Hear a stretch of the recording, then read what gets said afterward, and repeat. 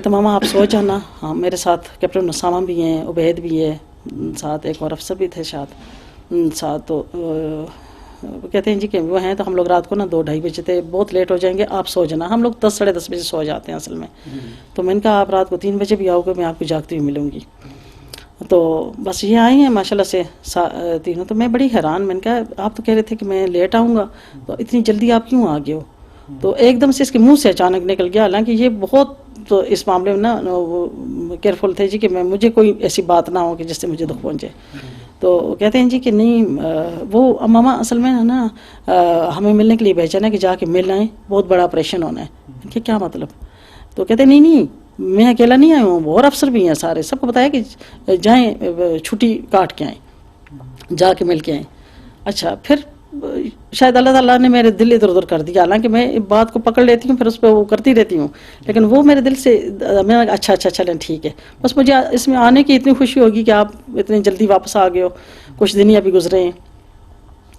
تو کہتے ہیں اندر گیا کمرے میں, تو کہتے ہیں کہ ماما مجھے پتہ تھا آپ کمرے کو ایسے ہی ڈیکوریٹ کریں گی اور اس طریقے سے نا, تو مجھے پتہ تھا کہ بڑا خوش رات گزاری. صبح باقی سارے اپنے اپنے گھروں کو چلے گئے جی. تو پھر یہ چھٹی اس نے اس طریقے سے گزاری جی. بس کہتے ہیں کہ میرے آنے کا اس کا ہوتا تھا کہ جب بھی آتا تھا نا کہتے ہیں کہ میرے آنے کا کسی کو پتہ نہیں چلے کہ میں زیادہ سے زیادہ ٹائم آپ لوگوں کے ساتھ اسپینڈ کروں. بس یہ ہمارے ساتھ ہی رہتا تھا. اس کا یہ ہوتا تھا کہ 3-4 دن بالکل ہماری پرائیویسی میں اپنے ماں باپ کے ساتھ رہوں, اور وہاں پہ جو ہے نا بس انہی کو دیکھتا رہوں. اور آتا تھا ہمیشہ ہمارے کبھی یہ نہیں کہ ہم لوگ بیڈ پہ لیٹے ہیں, بیٹھتے تھے یا اس طریقے سے, تو بالکل پاؤں کی طرف آ کے بیٹھ جاتا تھا. کبھی ان کے پاؤں کو دبانا شروع ہو جاتا, کبھی میرے پاؤں کو دبانا شروع ہو جاتا, ساتھ گود میں میری پاؤں رکھ لیتا تھا. پھر اس کو میں پیچھے سرانا دیتی, تکیہ رکھتی یا جو بھی اس طریقے سے. تو کہتا نہیں میں ٹھیک ہوں, بس آپ سیدھی ہو کے بیٹھیں, آپ اس سیدھی ہو کے بیٹھیں. بس بہت محبت سے کبھی ان کو دیکھتا, کبھی مجھے دیکھتا, پھر اپنی چھوٹی باتیں شیئر کرتا رہتا اپنے سب کے متعلق. کبھی سیر پہ چلے جاتے تھے, پھر سب کو مس کرتا تھا کہ ابھی آج نانا جی کی فیملی بھی ہوتی, پھپھو بھی ہوتی, خالائیں بھی ہوتی, ان کے بچے بھی ہوتے, بڑا اچھا لگتا, سب ہم اکٹھے جاتے, یعنی کہ کہیں اکیلے اس طریقے سے نہیں. پھر کبھی ہم لوگ پھر گئے, تو ہم باہر کہیں گئے کسی کام کے لیے, تو کہتے ہیں کہ چلیں آپ نا پیر صحابہ چلتے ہیں.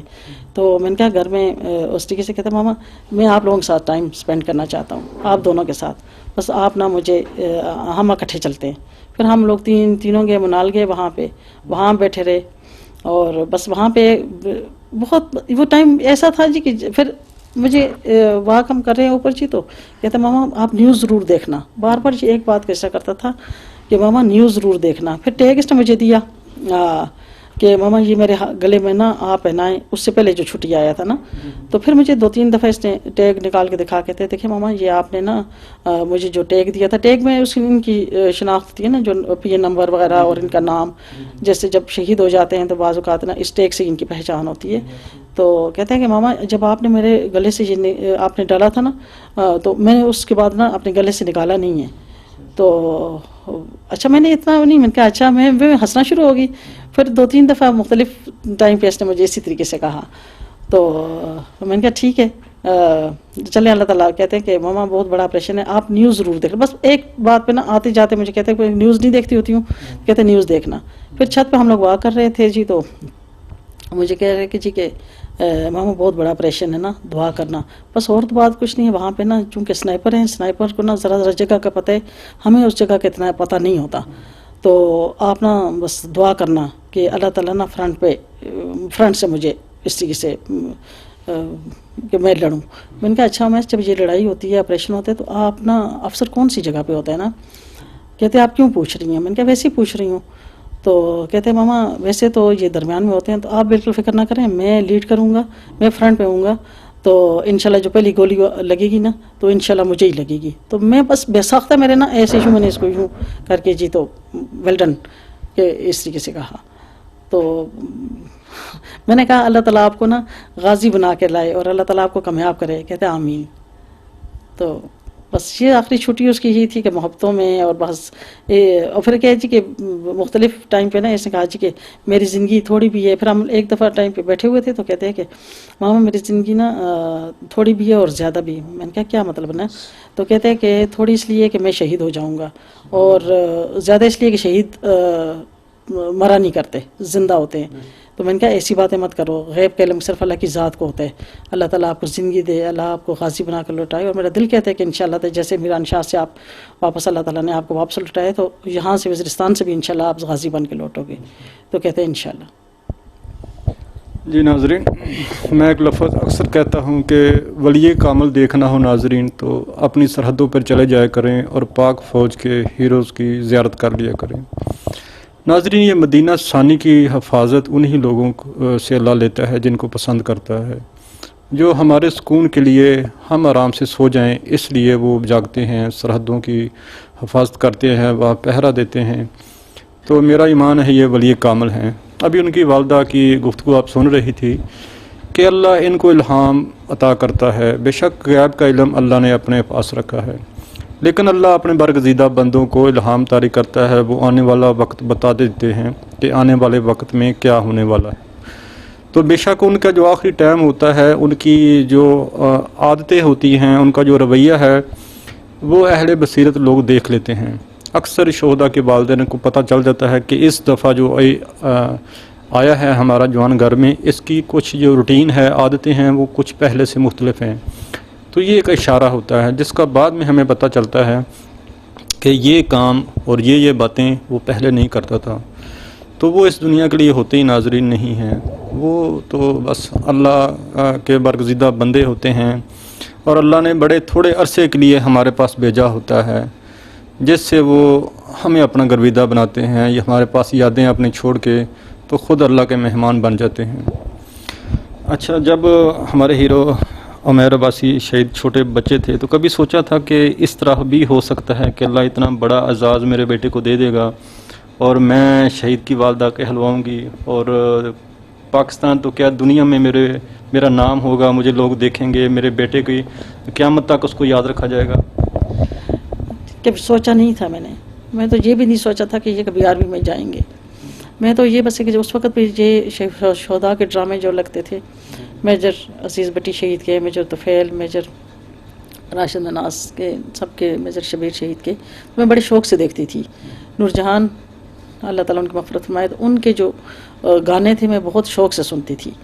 تو بس وہاں پہ یہ میرا دل تھا کہ یہ آرمی میں جائیں اور اللہ تعالیٰ ان کو کامیاب کرے آگے. تو لیکن یہ کبھی نہیں سوچا تھا کہ یہ اتنا اعزاز اپنی ماں کو دے کے جائے گا. میں اپنے آپ کو اس قابل سمجھتی نہیں, میں تو ابھی اس قابل بھی نہیں سمجھتی ہوں کہ شہید کی ماں میں ہوں.